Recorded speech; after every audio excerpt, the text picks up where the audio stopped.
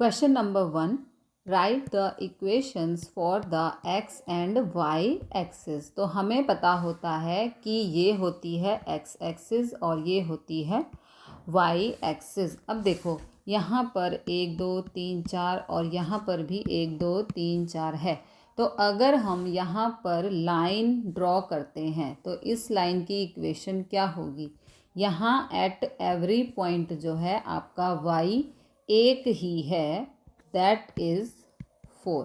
Okay, y जो है वो एक ही पॉइंट है, दैट इज़ 4। और एट एवरी पॉइंट x जो है वो चेंज होता रहेगा। यहाँ x1, यहाँ x2, यहाँ x3 है ना, यहाँ 4, लेकिन यहाँ पूरे पे y सेम रहेगा। तो इक्वेशन है इसकी y इज इक्वल टू 4। ऐसे ही यहाँ पर पूरे में जैसे हम ये लाइन डालें तो 3 सेम रहेगा, तो ये हो जाएगा y is equal to 3। Okay, ऐसे ही यहाँ पर अगर हम लाइन डालें, ये हमने लाइन डाली तो यहाँ पर 1 सेम रहेगा, y इज इक्वल टू 1।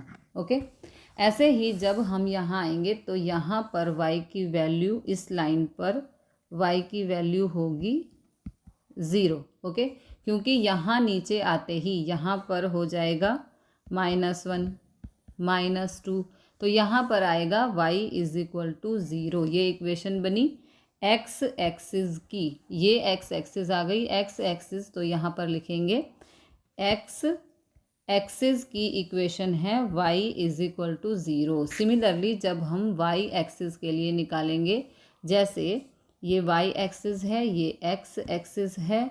अब अगर हम यहाँ पर 1 2 3 4 है, तो अब अगर यहाँ पर हम एक लाइन, ये वाली लाइन जो हमने ड्रॉ की है, ये करते हैं, तो यहाँ पे लाइन पे आंसर आएगा।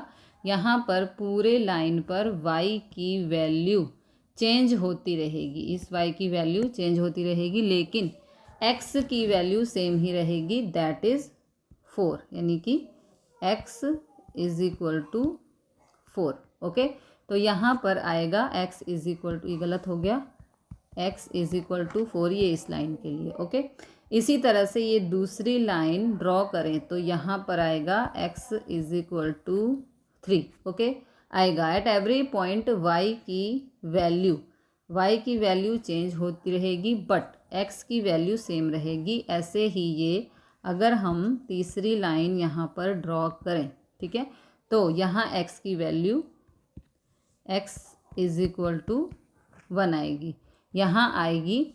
अगर यहाँ पर आए तो x की वैल्यू आएगी 0। ओके, तो यहाँ x यहाँ पर आए तो x is equal to -1। Okay, x -2 तो हमें बताती है y एक्सिस की। तो y एक्सिस का मतलब हुआ x इज इक्वल टू 0, तो y एक्सिस के लिए इक्वेशन बनेगी x इज इक्वल टू 0।